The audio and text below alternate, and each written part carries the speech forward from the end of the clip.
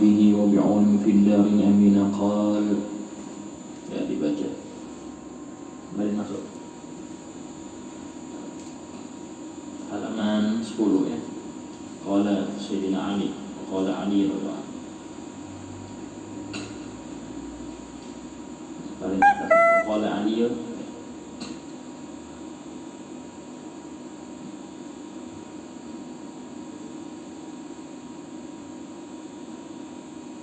Nah, sampai artinya ya.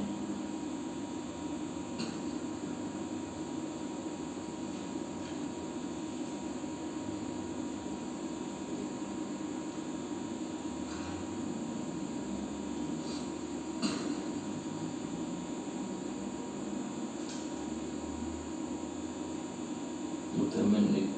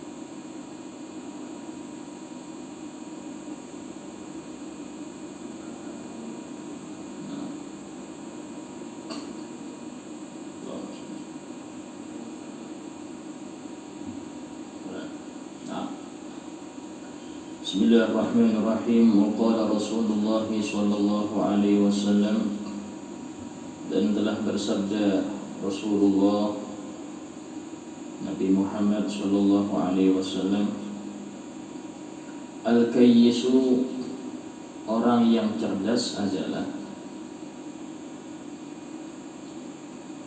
al-kayyisu, orang yang cerdas adalah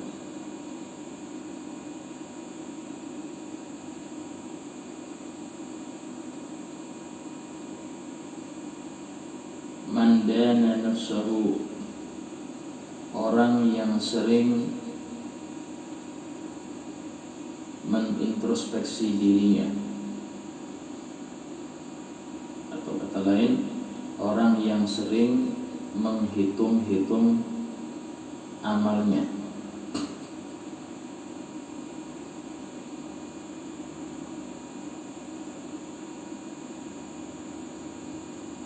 Wa amila lima ba'dal maut, dan banyak beramal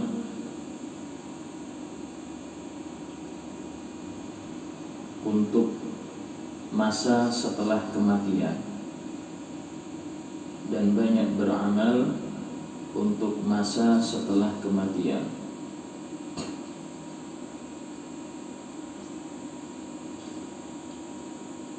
Di sini bagaimana Nabi Muhammad SAW menyebutkan ciri orang yang cerdas itu bukan cerdas dalam belajar ya, sehingga dapat juara satu terus, atau cerdas di dalam mendapatkan harta duniawi sehingga dia sukses di dalam umur yang sangat dini. Itu cerdas, bukan. Itu cerdas dunia tidak manfaat. Tapi cerdas itu adalah seseorang yang ngerti hakikat dia di dunia. Cerdas itu seseorang yang mengerti untuk apa dia diciptakan, kemudian apa yang harus dia kerjakan di dunia ini. itulah akal itu Allah berikan khusus pada manusia, dan akal ini nanti akan diminta tanggung jawab. Orang-orang gila atau anak kecil yang meninggal sebelum balik itu mereka tidak disiksa karena akalnya nggak ada, belum bisa berakal. Hewan pun demikian. Hewan ketika mereka sudah saling menuntut balas, contoh tikus dimakan kucing, nanti tikus itu akan makan kucingnya, balas dia. Habis balas semua itu, Allah berfirman kunu turaba, jadilah debu. Untuk manusia yang berakal, tunggu dulu. Pilihannya cuma dua. Kalau nggak masuk surga, masuk neraka. Nggak ada tempat ketiga, nggak ada. Sehingga orang yang cerdas ini benar-benar perhatian bagaimana dia bisa selamat nanti di akhirat. Caranya apa? Di antaranya dana nafsah, sering muhasabah diri, sering dia ini menghitung-hitung amaliyahnya, lebih banyak yang taat apa yang maksiat. Dan ini jelas perlu ilmu syariat.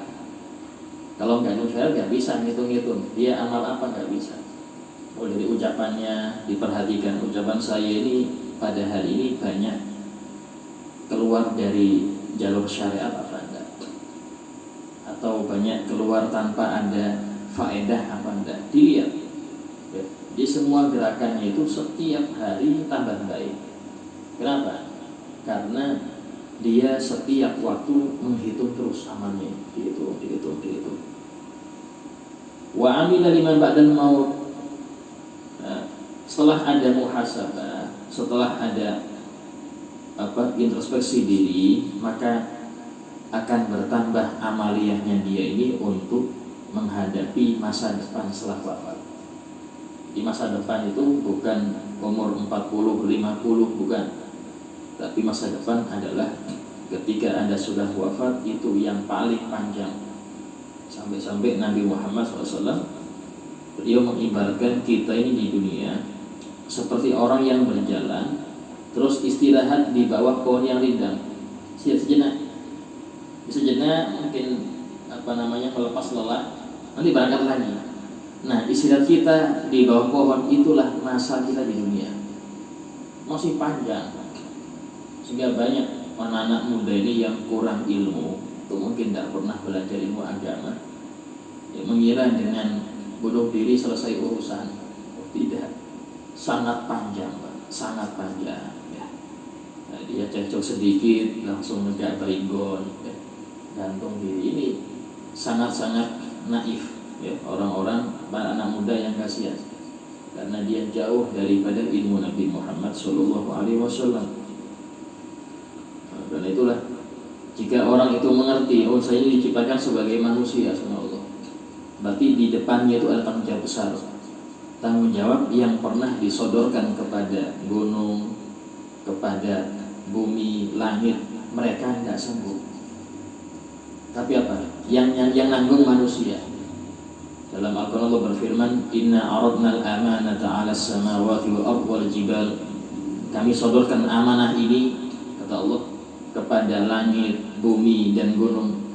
Fa'abaina ayyahilnaha, tapi mereka enggan untuk membawanya, gak sanggup untuk bawa amanah yang besar ini. Fahamalahal insan, tapi manusia yang bilang sanggup. Wa kana dhaluman jahula, manusia ini sudah banyak dolim, banyak bodohnya lagi. Nah, ini apa amanah itu? Menjalankan syariat Allah. Karena kalau sudah menjalankan syariat Allah ini pilihnya dua. Kalau Anda menjalankan, dapat surga. Anda abaikan, dapat neraka.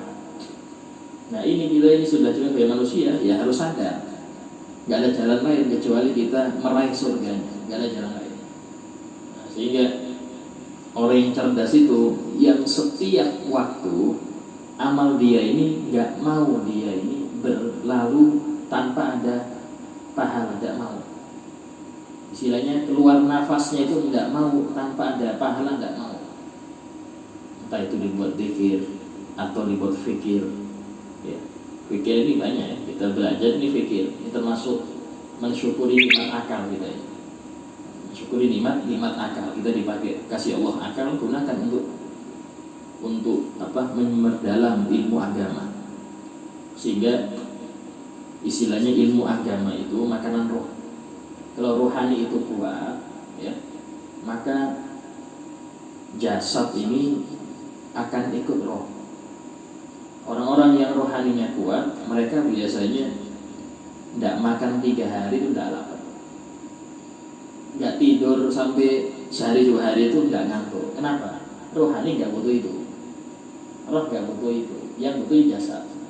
Sehingga ketika roh kuat, itu jasmani ikut roh. Itu para wali-wali, mereka karena rohaninya kuat, biasa. Ya Abu Bakar Gresik itu beliau sebelum wafat 15 hari tidak makan minum. 15 hari tidak makan minum. Dan nggak berkurang kegiatannya, tetap ngajar, sholat, tetap dakwah, tetap. 15 hari apa? Tidak makan minum. Nah ini Masya Allah, memang kalau sudah roh kuat, jasad akan ikut. Ya, sehingga dari sifat roh itu dia bisa berpindah dari ruang ke ruang dengan sangat cepat. Itu bisa. Ya. Sekarang di sini sejam lagi sudah di Mekah, itu bisa roh. Dan jasad ikut roh. Tapi kalau jasad yang dipelihara, rohnya tidak boleh kasih makan, maka roh akan ikut jasad. Sehingga kayak nggak ada rohnya di jasad aja. Kebutuhan jasmani itu yang dia perhatikan jasmani itu. Ya, seperti ini kayak bahaim, seperti hewan ternak. Karena bedanya kita dengan mereka di sini aja. Nah, makan, minum, tidur itu ya hewan pun bisa. Nah, tapi bukan untuk itu kita ini diciptakan. Diciptakan untuk mendalami hakikat hidup kita ini apa? Hakikat kita diciptakan itu apa? Nah, ini namanya al-kayyis, orang yang cerdas.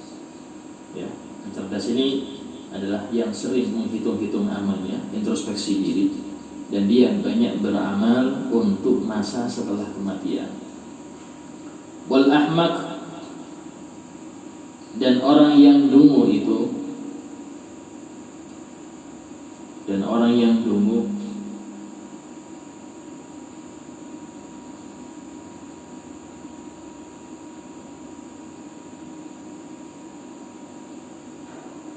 manittaba'a hawa, adalah orang yang ngikutin terus hawa nafsunya. Adalah orang yang ngikutin hawa nafsunya. Ikuti aja, pengen makan, pengen minum, pengen tidur, pengen main. Itu seenaknya tuh ya.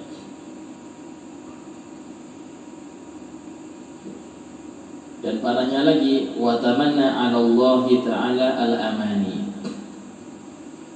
dan dia berangan-angan mengharap kepada Allah harapan-harapan yang tinggi, al-amani. Dan dia berangan-angan kepada Allah, mengharap kepada Allah dengan al-amani, harapan-harapan tinggi. Makan tidur pengen masuk surga. Ya, biasanya ditulis sebagian anak-anak muda itu.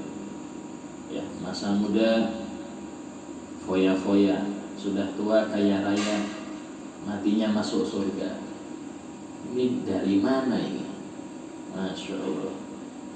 Niat kadang dibuat suatu keyakinan oleh anak-anak muda. Nah, sehingga kalau nggak sesuai dia marah-marah. Ya, ini jelas kedunguan yang nyata. Juga disebutkan dalam Al-Quran, faman adlamu mimman ittaba'a hawahu, dan siapakah yang paling dolim dari orang yang ngikutin hawa nafsunya, ya, bighairi hudan minallah, tanpa petunjuk dari Allah Ta'ala. Maksudnya apa? Kita sama Allah kasih nafsu, dan memang nafsu itu juga kita ikuti. Hanya saja ikuti petunjuk Allah. Dalam mengikuti nafsu itu, ikuti petunjuk Allah. Karena Allah ngasih kita nafsu. Beda dengan malaikat gak ada nafsu. Itulah malaikat gak butuh tidur, makan, minum, nikah, gak butuh. Nah, kita manusia butuh. Cuman silahkan, syariat tidak melarang Anda untuk tidak makan, tidak minum, tidak. Silahkan makan minum, tapi harus ngikutin petunjuk dari Allah. Ya. Orang yang dolen itu yang ngikutin hawa nafsunya tanpa petunjuk. Contoh petunjuk bagaimana Ustaz? Makan yang halal, jangan berlebihan. Ya. Pakaian, kita ngikutin nafsu kita pakaian. Ya, pakaian yang untuk Allah. Ya, jangan sampai yang bolong-bolong. Ya. Syahwat, ada nikah, jalurnya ada. Ya. Nah, selain itu jangan, itu berarti berlebihan. Ya. Nah, ini semuanya adalah mengikuti nafsu, tapi nafsu sesuai aturan syariat. Nah, yang dolim adalah yang sudah di luar kendali. Ya. Kadang ada yang tanya orang, engkau selesai makan sampai kapan? Sampai nggak bisa berdiri lagi. Ada seperti itu.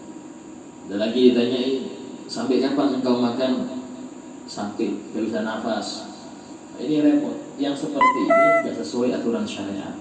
Terus bagaimana Ustaz? Nah, Rasul sudah bersabda, hasbu bunu adam luqaimat yuqimna sulta.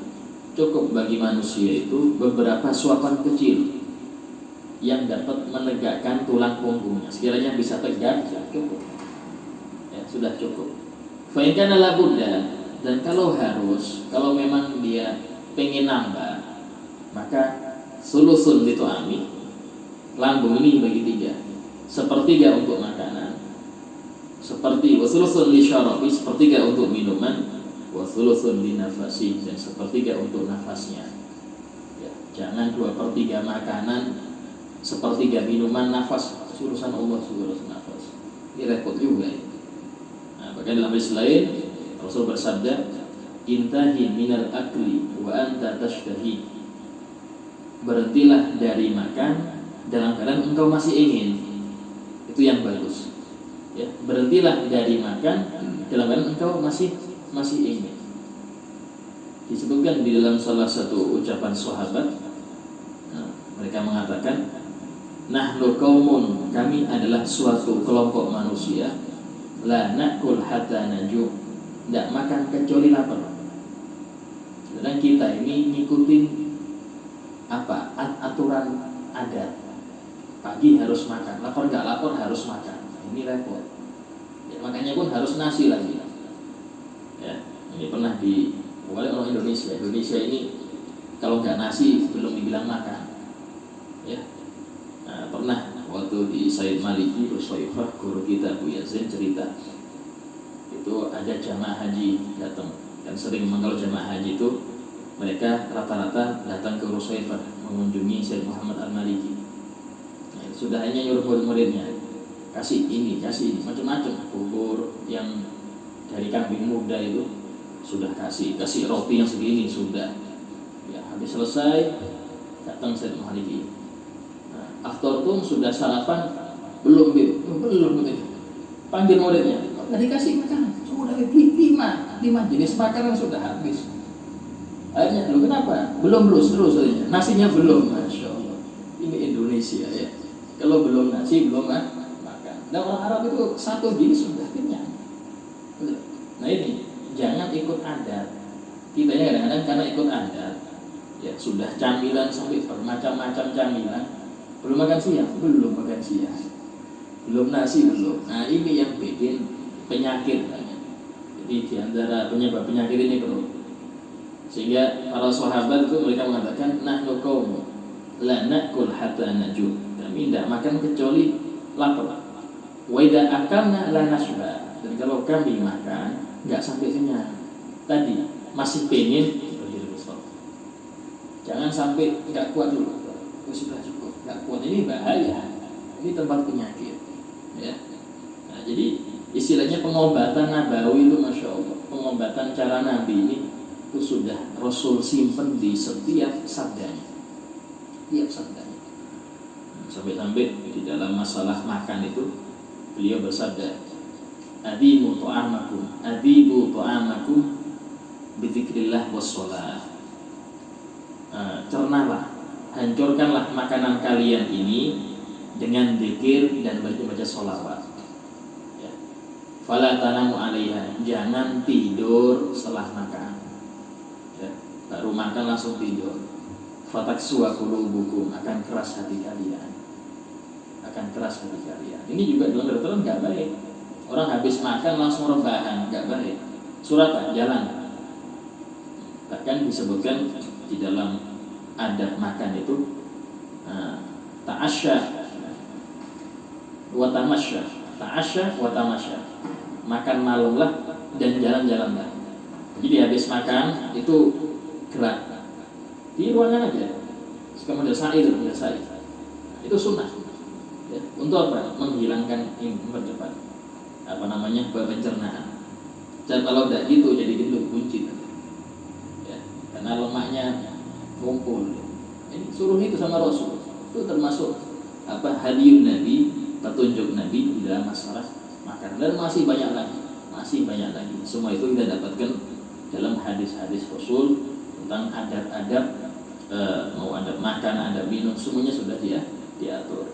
Nah ini, ya, orang yang mengikuti hawa nafsu itu boleh, tapi sesuai syariat.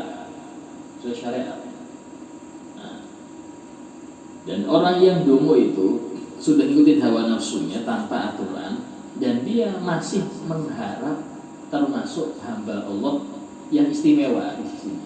Ini dungu, ya. Nah, padahal dalam Al-Quran sendiri sudah Allah canangkan, waman khafa maqama rabbih, barang siapa yang takut akan keagungan Tuhannya, wa nahan nafsa 'anil hawa, dan dia mencegah nafsunya untuk keinginan-keinginannya, fa innal jannata hiyal ma'wa, maka surgalah tempat dia nanti di akhirat. Maksudnya apa? Ada dua harus. Rasa takut kepada Allah itu takwa, beramal soleh dan meninggalkan maksiat. Kemudian menjauhi apa yang diingini oleh nafsu. Bahkan kita perhatikan para salafun soleh dulu, mereka ini berusaha untuk membersihkan hati ini. Itu lebih banyak di dalam mujahadah. Mujahadah ini apa sih? Mujahadah ini melawan keinginan nafsu. Karena nafsu itu rata-rata nggak seneng hal-hal yang bersifat taat, sifatnya kebaikan, nggak senang. Contoh, senyum kepada semua orang, senyum itu berat, pahit. Tawadhu kepada orang, baik. Berakhlak mulia, ketemu orang tua, assalamualaikum, cium tangan, ya apa kabar, insyaallah. Paling jaimnya yang ada, masa sayanya apa? Kadang ada teman nggak mau salam dulu, dia nunggu disalam, baru waalaikumsalam. Nah, ini nafsu. Ya, nafsu itu nggak pingin akhlak mulia. Dan itulah banyak para salafun soleh itu mereka menundukkan nafsunya itu dengan cara yang sangat-sangat hebat. Di antaranya seperti Habib Abdurrahman bin Muhammad As-Segar, kakek buyut dari semua habaib yang bermarga As-Segar. Itu beliau setiap malam ini baca Quran sampai subuh, itu dari muda itu sampai puncaknya kalau malam 4 kali khatam, nggak tidur itu 4 kali khatam ya.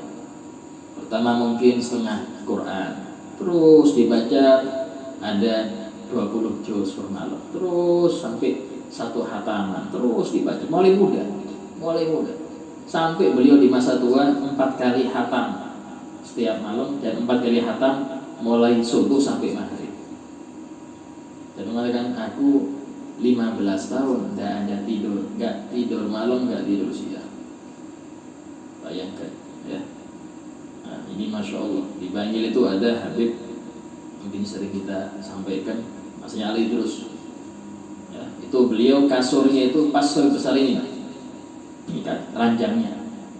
Ya, tidur ini. Ini kalau nggak dikit jatuh. Ini apa? Biar nggak enak tidur. Sehingga jatuh, nggak ngantuk lagi, jatuh. Sakit, ya betul sakit, tapi bangun tahajud. Tujuannya memang itu. Abu Ya Hasan Baharun, guru kita, rahimahullah, Abdul Abror. Nah, ini beliau sudah menjadi istiqomah mulai masa muda sebelum nikah sampai beliau wafat umur 63. Itu jam 2 harus bangun. Jam 2 malam itu harus bangun. Bahkan ketika beliau dari luar negeri datang jam 12 malam, tetap jam 2 harus bangun. Bahkan pesan kepada penjaga, nanti jam 2 bel, pencet bel. Jadi bel di rumah itu kayak yang suara itu satu rumah sampai-sampainya dengar. Itu yang mencet harus penjaga. Kalau nggak itu kena hukum. Nggak mencet kena hukum. Jadi satu rumah bangun jam 2 tiap malam jam 2. Jadi yang anak kecil, yang anak-anak ya mau nggak mau bangun juga, tahajud juga itu. Nah, sehingga harus ada lawan nafsu, harus ada. Kalau nunggu nanti besar baru tahajud, tapi kapan? Sampai punya anak gak tahajud juga kalau sudah. Harus mulai masa muda, yuk bangun malam, harus semangat. Ya, karena memang nafsu itu semakin dituruti, semakin berat untuk Anda lakukan, semakin berat. Kenapa? Karena tambah kuat dia. Imam Busiri dalam burdahnya mengatakan, wa nafsu katifli intuh minhu syabba ala hubbir radha wa intaftihu yanfatih. Nafsu itu seperti bayi. Bayi itu kalau ibunya nyusuin terus, itu sampai besar masih nyusu dia. Kalau dari sakit, dia besar. Tapi sakit, nangis, dia nangis nggak kuat, sampai sakit, kadang-kadang panas, nggak apa-apa. Nah, nanti nggak mau lagi nyusu. Kenapa? Sudah dibiasakan untuk nggak ngikutin nafsunya. Ini penting. Ya. Nah, sehingga dalam hal ini harus ada, nggak enak itu harus ada. Iya, anak-anak pondok. Nah, di pondok itu nggak ada HP untuk jaga nafsu, nggak lihat TV, nggak pernah lihat perempuan, laki semua ini lihat. Itu jaga istilahnya, dikuat-kuatkan. Ya. Sehingga sudah terbiasa. Yang repot ini kalau sudah pulang paling sering HP ini yang repot. Ya, ini mumpung gak di pondok, ini HP yang terus full, ini jangan. Ya, jangan. Ya, sehingga harus ada, tampakkan hasil dari mujahid itu harus ada. Kemudian ayyuhal walad, wahai anak,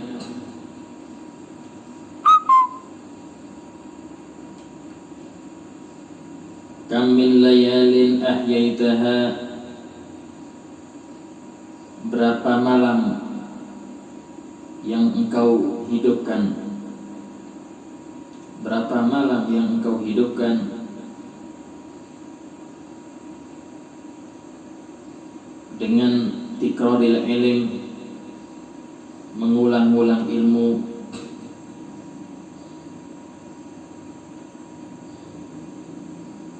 wa mutala'atil kutub, mempelajari kitab-kitab agama,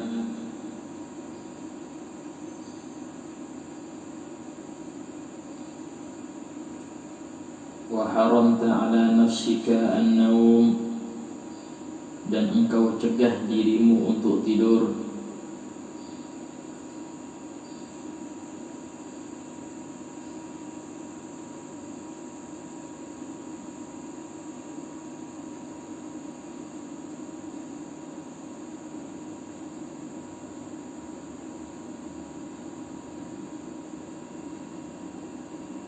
Ya. Jadi ini sifat para pencari ilmu itu demikian. Rata-rata mereka itu sedikit tidurnya. Ya, sedikit tidurnya. Alhamdulillah kita kalau sudah malam Jumat nggak tidur ya. Malam Jumat itu kita nggak tidur. Ya, siap kitab sama kopi itu berkali-kali sudah sampai subuh wirid baru sudah tidur, jam 10 baru bangun. Nah, kalau selain hari itu kita nggak sebanyak itu, paling jam 12, jam 3 baru bangun. Karena memang untuk mencari ilmu agama itu harus berani korban. Ya, sehingga disebutkan dalam suatu syair, yaqusul bahra man talabal ali Orang yang mencari mutiara harus nyelam laut. Wa man talabal ula sahirul layali. Yang mencari kemuliaan di sisi Allah harus bangun malam. Jadi nggak ada orang mau jadi orang mulia di sisi Allah tapi malas bangun, nggak ada. Harus ada bangun malam. Karena pemberian Allah kepada para wali-walinya itu khusus di malam hari, khususnya sepertiga malam terakhir. Kalau kita nggak bisa full untuk bangun malam, usahakan setengah jam, 1 jam sebelum adzan subuh kita bangun. Ya, kita bersimpuh di pintu Allah Ta'ala, memohon apa yang hajat kita duniawi atau ukhrawi. Hajatnya para santri itu dapat ilmu manfaat, itu yang dicari. Dapat keberkahan ilmu, dapatkan ilmu laduni, semangat yang tinggi. Imam Syafi'i itu beliau mengatakan, aku selama 16 tahun tidak pernah makan sampai kenyang. 16 tahun masa belajar. Imam Abu Hanifah beliau mengatakan, aku selama lebih 40 tahun sholat subuh dengan wudhu waktu isya. Berarti apa? Gak tidur, gak batal. Sholat subuhnya, wudhunya waktu isya yang tadi malam. 40 tahun seperti itu.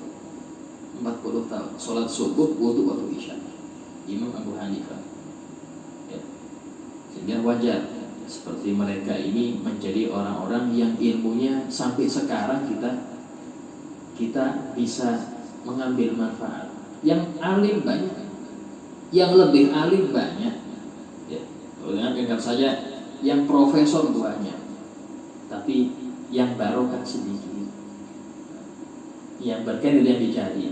Kalau orang alim banyak, ya, tapi yang berkah, yang manfaat itu sedikit. Nah, jadilah orang yang sedikit itu. Setiap zaman itu pasti yang alim itu banyak, cuman yang berkah ini yang dicari. Keberkahan ilmu itu didapatkan dengan mengamalkan ilmu dan sering bermunajat kepada Allah, berdoa semoga ilmunya diberkahi. Insyaallah kita lanjutkan pembahasan kitab ini yang akan datang sampai kepada pembahasan fiqih.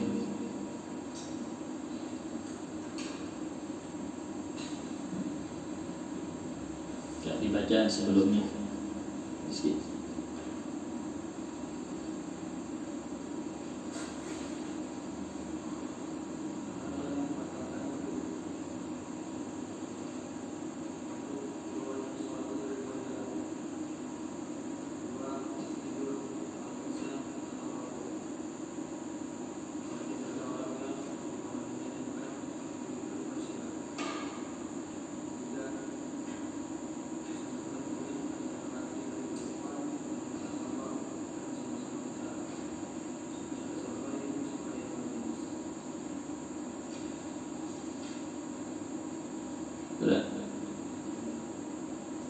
Penjelasan mahram sudah selesai. Mahram.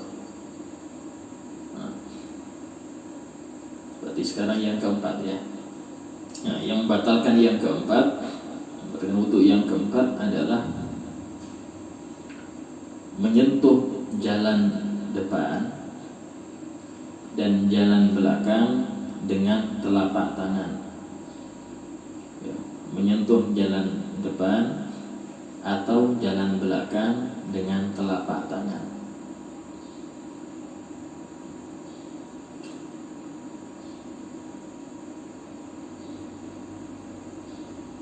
Ini maksudnya tanpa penghalang ya, tanpa penghalang.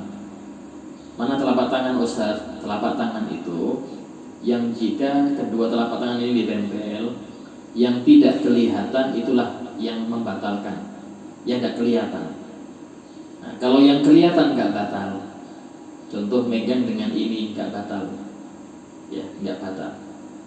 Atau dengan ini megangnya nggak batal. Nah, tapi kalau gini megangnya batal ya. Ya, kalau begini Ustaz nggak batal juga, karena kelihatan ya, ini kelihatan. Ya.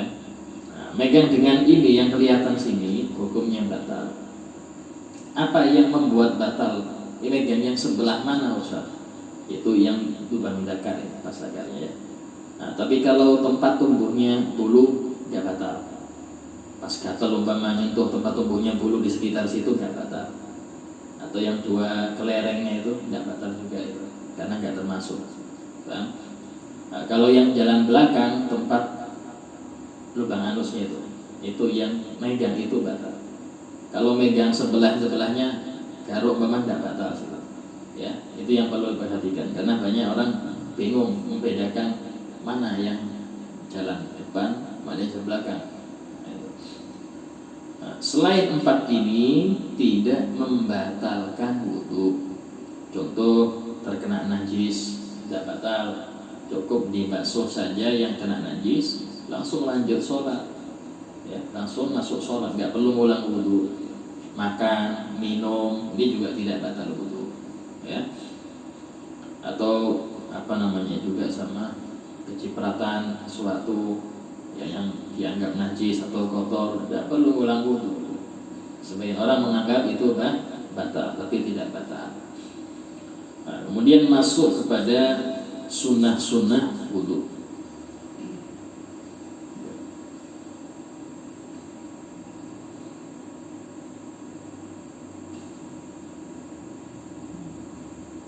Bawahnya, sunnah-sunnah wudu dibagi menjadi 3,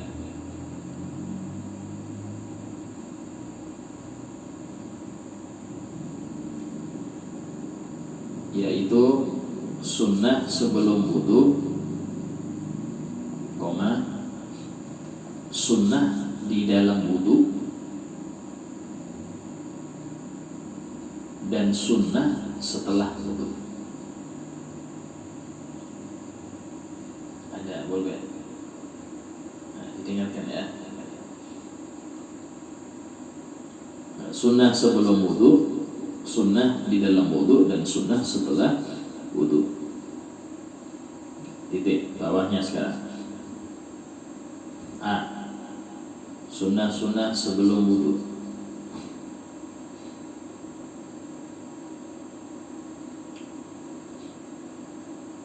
Pertama, menghadap kiblat. Usahakan tempat wudu kerannya itu mengarah ke lawan kiblat, sehingga biar yang wudu bisa mengarah ke arah kiblat. Ya. Yang kedua, duduk. Ya, sunnahnya duduk. Kalau nggak ada, ya jangan bersila, pasang semua gitu. Ya, berdiri aja ya. Nah. Terus yang ketiga, mulai niat sunnah wudu. Jadi kalau kita sudah ngamalkan amalan sunnah wudu sebelum wudu, harus ada niat sunnah wudu. Seperti niatnya, saya berniat melakukan sunnah wudu, itu harus ada. Ya, kalau nggak ada seperti itu, nggak dapat pahala. Amalan Anda sebelum wudu nggak dapat pahala, karena innamal a'malu niat. Semua amal harus ada niat. Nah, itu. Apa diantaranya yang sunnah wudu ini? Membasuh kedua telapak tangan. Membasuh, ya. Sunnah berapa tadi? 3 ya. Nah, membasuh kedua telapak tangan.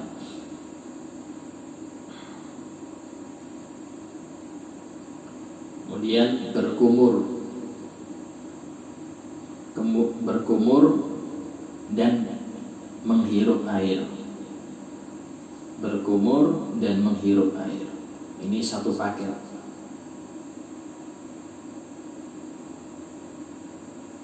Nah, berkumur menghirup air ini harus urut. Ya, harus urut. Kalau nggak urut, nggak dapat pahala. Ya, hukumnya sunnah, tapi kalau urutnya syarat, maksudnya harus. Ya. Kalau nggak urut, Ustaz nggak dapat pahala. Nah, ini caranya bisa dengan kumur dulu. Sebenarnya sudah pernah kita ajarkan ya. Kumur dulu 3, nah, baru kemudian menghirup air. Ada kalanya menghirup, kumur menghirup air, kumur lagi menghirup air, kumur lagi menghirup air. Nah, ini caranya. Dan untuk menghirup air ini faedahnya besar, khususnya zaman sekarang ada. COVID ini ya. Jadi bakteri itu COVID itu biasanya 4 jam aja di sini dia. Kalau kena 4 jam. Sehingga orang yang mudawamah menghirup air itu hilang cepat itu. Ya, dengan cara menghirup air aja sudah luntur semua itu. Kalaupun kena itu caranya sebelum ke sini 4 jam dulu. 4 jam baru ke sini. 4 jam baru ke sini. Baru. Nah, ini yang agak repot. Kalau dia punya penyakit dalam agak repot. Nah, sehingga harus usahakan mudawam wudu. Ya, terus menerus wudu, batal wudu. Dan kita ini minimal 5 kali. Apalagi kalau mau salat sunnah, ada duha, ya, atau mungkin ada ngaji Quran, ada tahajud. Nah ini sering, usahakan sering untuk berwudu. Itu hatta tidak masker aman. Walaupun tidak masker penting wudu. Mudawamah sambil menghirup air itu sudah aman. Ya. Kemudian menghirup air, baru baca bersiwak, ya, bersiwak. Dalam hadis disebutkan, laula an asyqa ala ummati, kalau bukan khawatir memberatkan umatku, la amartuhum bisiwak ma'a kulli wudu, niscaya aku akan memerintahkan mereka bersiwak ketika hendak berwudu. Berarti mau diwajibkan ini. Saking besarnya fadilahnya dan keutamaannya itu, saking besarnya Rasulullah ingin mewajibkan. Cuman kalau diwajibkan khawatir kerepotan, khawatir banyak dosa karena nggak bersiwak ketika wudu, sehingga Rasulullah tidak sampai mau memerintahkan, hanya sampai level sunnah saja, bukan level wajib. Ya, nah, siwak ini sangat penting. Kemudian habis siwak membaca Bismillahirrahmanirrahim. Tasmiyah, membaca Bismillah.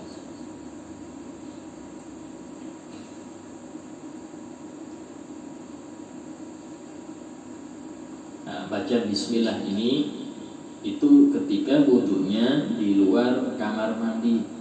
Kalau di dalam tidak dianjurkan, bahkan bisa makruh. Membaca di situ bisa makruh, ya. Bahkan para ulama mengatakan terlalu sering wudu di kamar mandi, keseringan itu yurisul faqr, bikin miskin. Apalagi pencari ilmu, dan sampai miskin ilmu, nggak paham pelajaran, itu miskin ilmu berarti. Jangan sampai. Nah, sehingga kalau yang belum punya tempat wudhu di luar kamar mandi, usahakan ada. Ya, pakai tempat yang ada kerannya itu kan ada. Taruh di luar kamar mandi, sehingga kita nggak sampai makruh terus.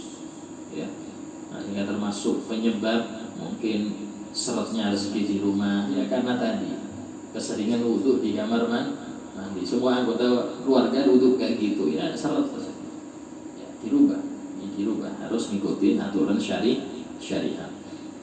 Nah, itu diantaranya. Kemudian barulah masuk ke yang B, sunnah-sunnah di dalam wudhu. Sekarang yang B, sunnah-sunnah di dalam wudhu.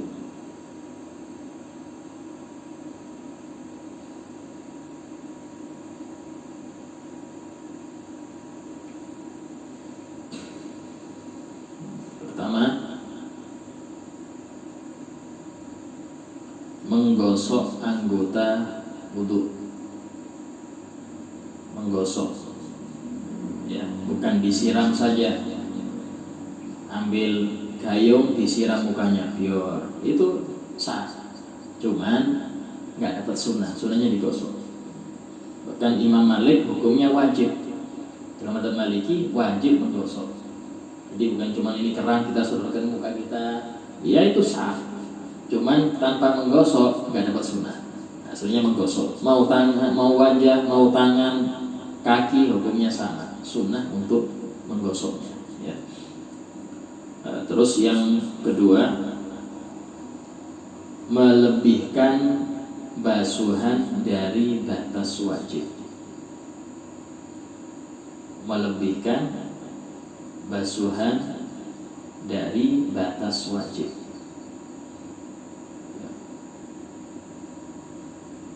Jadi Jadi contoh muka, mana wajibnya muka? Dari tempat tumbuh rambut sampai bawah dagu. Ini dilebihi, rambut kena, leher depan kena. Nah, ketika basuh secara horizontal, telinga dikenakan, kanan kiri dikenakan. Nah, itu sunnahnya.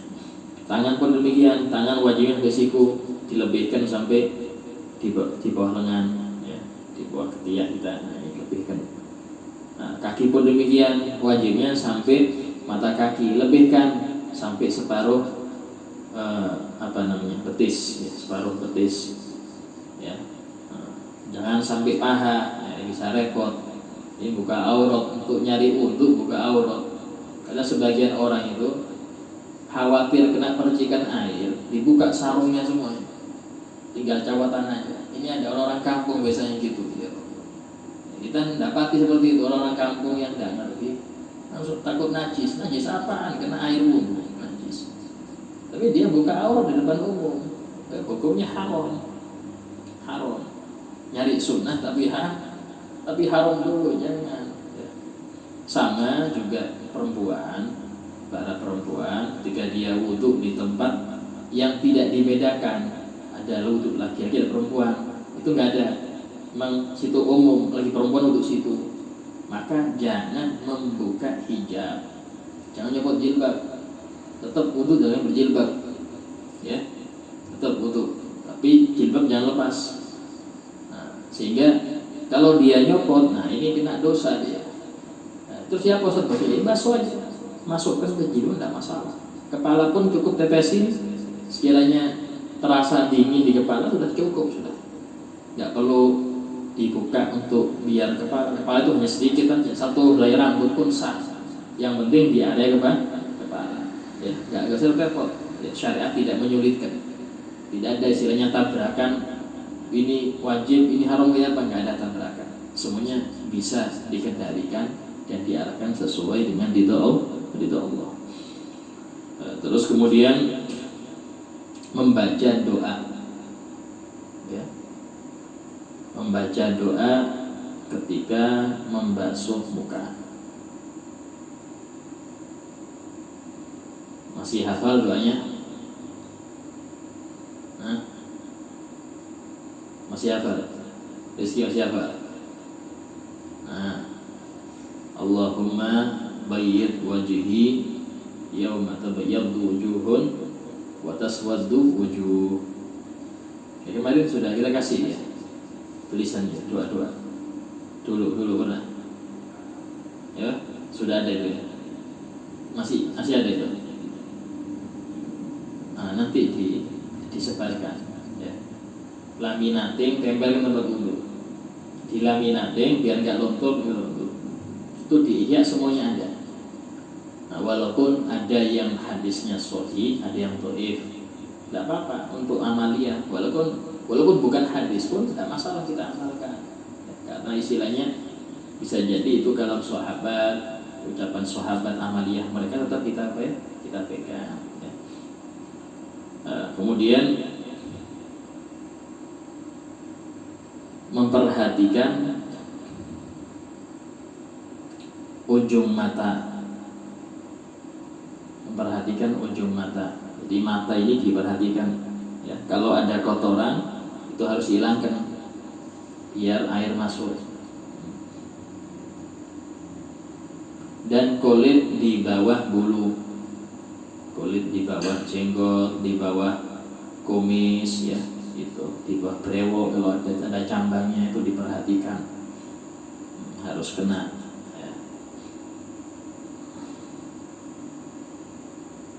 Selanjutnya menyela-nyelai jenggot yang tebal. Menyela-nyelai jenggot yang tebal.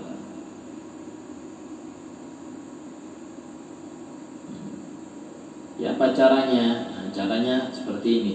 Ambil gini. Karena hukum jenggot sendiri itu dalam hadis sebutkan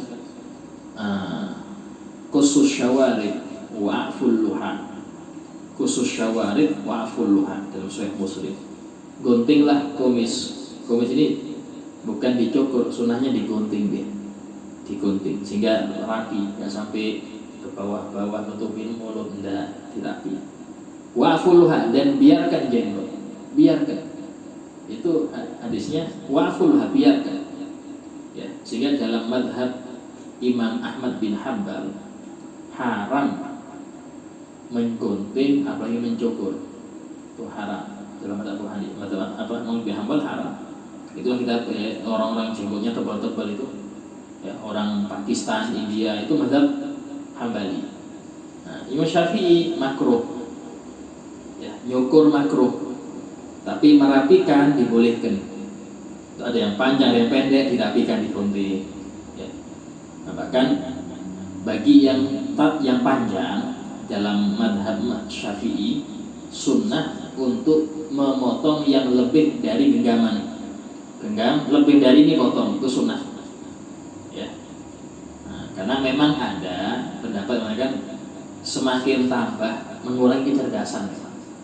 Jenggot ini mengurangi kecerdasan dan juga kelihatannya kurang pas. Ya, orang lihat itu bisa jadi bahan gibahnya orang. Sehingga kita dianjurkan untuk menjaga perawakan kita biar bagus, ya, indah dipandang, itu sunnah. Bahkan Rasul sering bawa sisir, Rasul tuh bawa sisir, karena memang sunnah untuk dipandang orang enak, itu sunnah. Ya, bukan al-awutan, saya zuhud, zuhud begitu. Zuhud itu sifat hati, badan tetap harus rapi. Ya. Itu juga Rasul sering ngasih minyak rambutnya, ya, ngasih jenggotnya di minyak, itu sering biar rapi. Nah, sehingga dalam hal ini para ulama mensunnahkan kalau lebih dari genggaman digunting, ya, itu sunnah. Tapi cukur habis makruh, madhab Imam Syafi'i makruh. Madhab Hambali haram. Karena ada dalil tadi, ya, ada dalil tadi. Maksud kita itu jangan kita ini ikut-ikutan orang yang mereka, ini orang kaum berjenggot, kayak kita ngejek, jangan, ya, karena itu sunnah. Kalau kita nggak suka alirannya, ya alirannya aja nggak suka, jangan sunnahnya. Ini kaum bercadar hukumnya dalam beberapa madhab wajib, bukan sunnah lagi, wajib. Ya, dalam madhab Syafi'i yang muktamad wajib itu cadar. Cuman pendapat yang kedua yang sering dipakai orang Indonesia itu apa? Aurat mereka di dalam sholat sama di luar sholat. Jadi istilahnya apa? Ya, seluruh badan kecuali muka dan telapak tangan. Itu yang dipakai di Indonesia. Kalau pakai seluruhnya agak repot di Indonesia. Tapi sebagian banyak kok yang sudah bercadar banyak. Nah, ini intinya jangan ngejek cadarnya, itu syariat. Jangan ngejek jenggotnya, itu syariat. Ya, jangan. Nah, ini penting karena sebagian orang nggak suka suatu kelompok, tapi yang dicaci sunnahnya. Nah, ini sunnah jangan dicaci, bisa repot, bisa dosa kita nyaci sunnah. Ya. Kemudian sunnah selanjutnya, menyela-nyelai jari tangan dan jari kaki. Menyela-nyelai jari tangan dan jari kaki.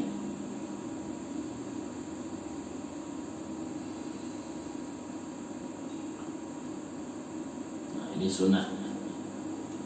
Ya, kalau jari tangan seperti nyela-nyelainya, ya, bukan seperti ini. Ini hukumnya makruh. Tasbih ini makruh, apalagi di tempat yang diharapkan turunnya rahmat Allah, di majelis ilmu, di masjid, di musola, di majelis-majelis sholawat, hukumnya makruh ini.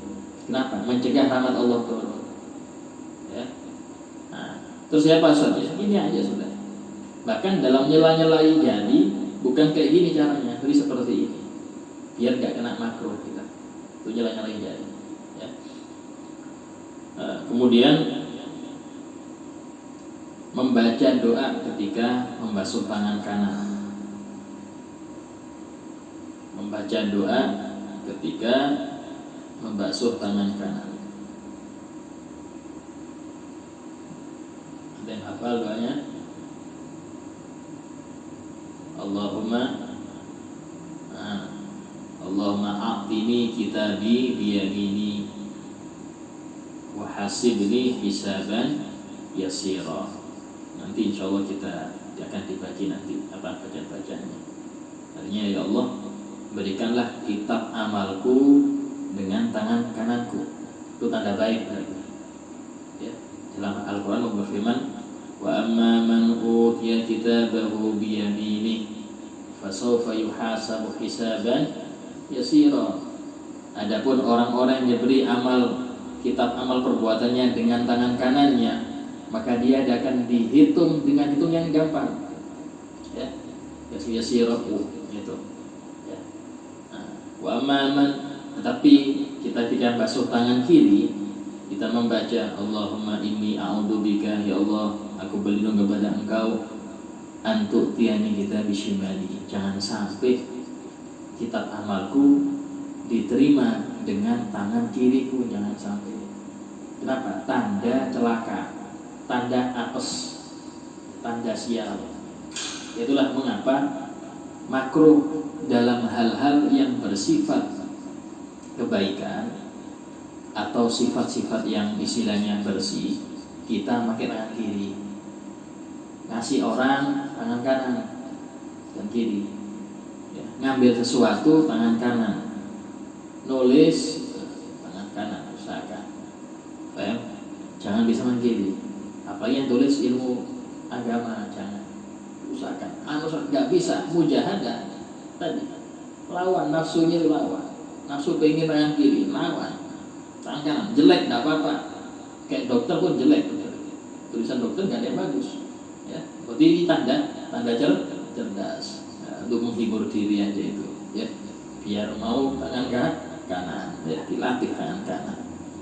Nah, untuk yang buruk-buruk, ngambil sampah tangan kiri, atau mungkin bercebok tangan kiri, itu yang nggak baik. Ya. Jadi kalau yang baik-baik tangan kanan. Ya. Nah, kenapa? Karena tadi kita berharap semua tangan kiri inilah yang bisa menerima amal baik saya. Nah, itu. Dalam Al-Quran Allah berfirman, wa amma man utiya kitabahu bisyimalihi, apa artinya?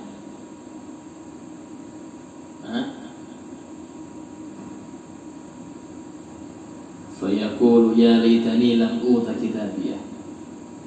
Barang siapa yang diberi kitabnya dari tangan kiri, maka dia mengatakan ya laitani lam uta kitabiyah.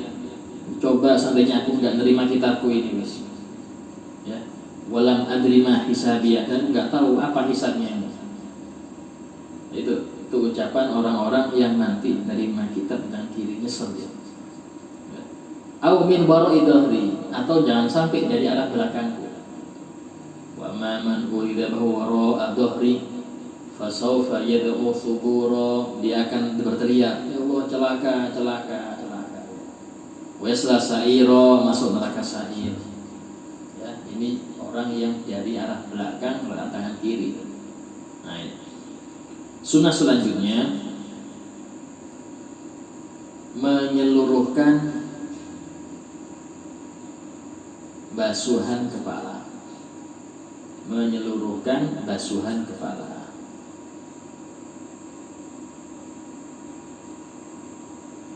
Sunnah, ya, basuh kepala dengan seluruhnya itu sunnah. Kalau dalam mazhab Maliki wajib.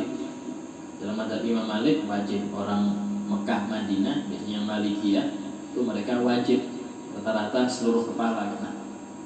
Ya, tapi itu untuk laki. Kalau perempuan nggak seperti itu. Nah, basuhnya itu ambil air, ya, gini kan, seret, tarik lagi ke depan, ambil air lagi, tarik lagi sini. Nah, itu cara menyeluruhkan basuhan, bukan disiram semuanya, enggak.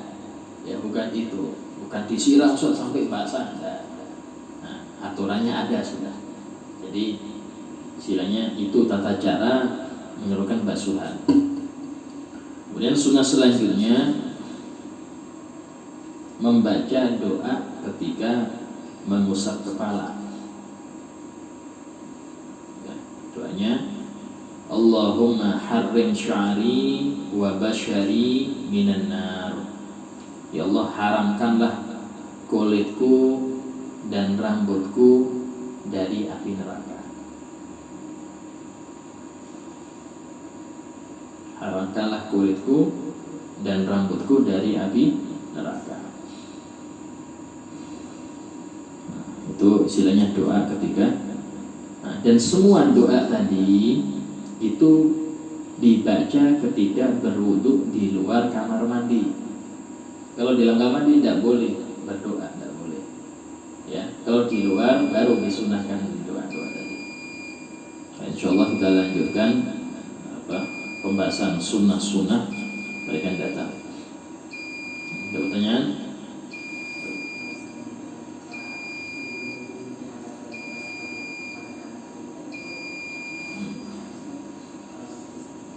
Ya, kalau pulpen itu cair dia. Istilahnya hanya bekas tidak masalah. Kalau kayak cat, setipo itu yang bermasalah. Karena dia kalau ngendap nempel dia. Kalau pulpen enggak, pulpen itu cair. Enggak ada yang ngendap, enggak ada. Ya, yang ngendap itu hanya bekasnya saja. Ya. Nah, dia. Kalau minyak itu harus dihilangkan minyak. Karena dia merubah air. Dia merubah air. Ya. Minyak ini merubah air. Sehingga hendaknya dihilangkan dulu, baru bisa wudu. So, kalau masih kecampur dengan minyak, ini enggak masuk. Airnya sudah berubah. Itu sudah enggak tohir lagi. Saya kayak minyak wangi, ya. Yang kebanyakan minyak wangi itu dihilangkan dulu minyak wangi. Kalau cuma hanya aroma enggak masalah. Karena aroma enggak bisa hilang. Ya, aromanya ini enggak bisa hilang. Kalau zatnya hilang. Fadlah bin Asy'ad Al-Fatihah. Bismillahirrahmanirrahim. Iyyaka na'budu wa iyyaka nasta'in. Shiratal mustaqim, shiratal ladzina an'amta 'alaihim. Bismillahirrahmanirrahim. Alhamdulillahi rabbil alamin. Allahumma shalli wa sallim ala sayyidina Muhammadin wa ala alihi wa sahbihi ajma'in. ربنا انفعنا بما علمتنا يا رب علمنا الذي ينفعنا يا رب فقهنا فقه أهلنا قراباتنا في ديننا رب وفقنا فيهم لما ترتضي قولا فعلا كرما ورزقا كل حلالا دائما وأخذا قياء لما نهضى بالخير وفاء كل شر ربنا واصلح لنا كل شؤون وقر بالرضا منك العيون وقض عنا ربنا كل الديون قبل أن تأتينا رشد الملون ربنا آتنا في الدنيا حسنة وفي الآخرة حسنة وقنا عذاب النار وصلى الله على سيدنا محمد وعلى آله وصحبه وسلم والحمد لله رب العالمين. السلام عليكم ورحمة الله وبركاته.